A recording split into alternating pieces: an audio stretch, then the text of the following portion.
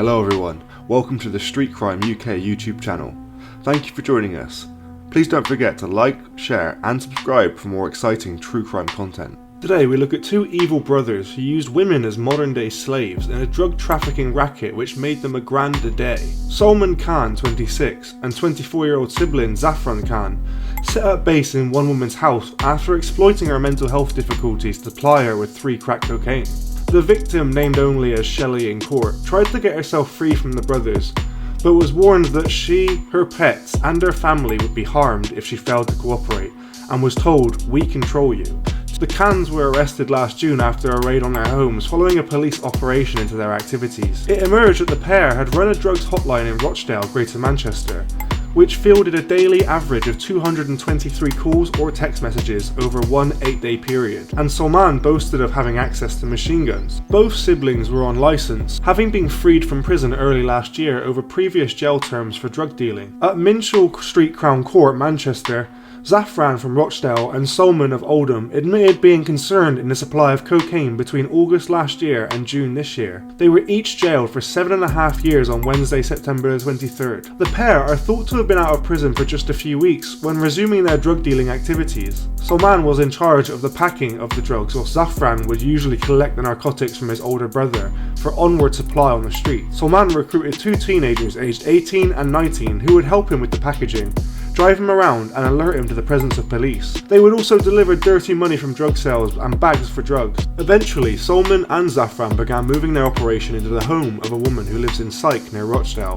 in a criminal process known as cuckooing. John Close, prosecuting, said the victim, who had a history of drug misuse, was given free cocaine, then given further complimentary samples on a regular basis on condition the Khan's drug operation was based at her home. The brothers then systematically took over her address and even obtained their own door keys for the house. Mr. Close added that Sulman brought crack cocaine to her home, would store drugs paraphernalia in her wardrobe, and cook and bag up drugs in her kitchen. Once the drugs were bagged up, Zafran would collect them. Shelley, 47, tried to get rid of the dealers by offering them money and her bank card, but they refused, saying that "We don't want your money, we want to control you." They also threatened to damage her home and harm her dogs, and made threats towards her father and daughter. Officers spotted Zafran driving his VW Golf in the area, but had tried to give chase, but he managed to shake them off. He and his brother were detained 2 days later at their respective homes, and both gave no comment interviews. Police recovered a mobile phone from Sulman's girlfriend, then 19, and found 2,000 messages on it relating to contact with him. In various messages, she said that she did not want anything to do with his dirty money,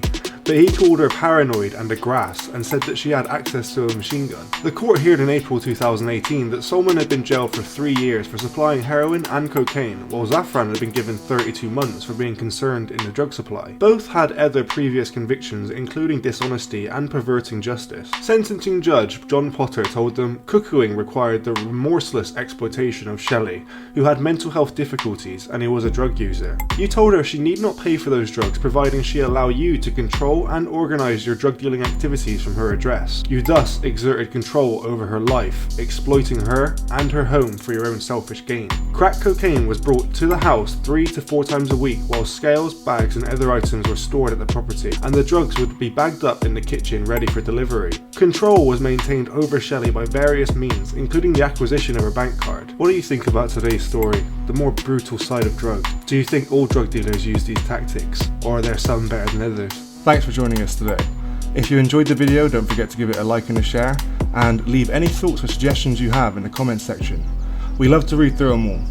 And if you're new but enjoy UK true crime content, then subscribe to see when our newest video releases. And as always, stay safe.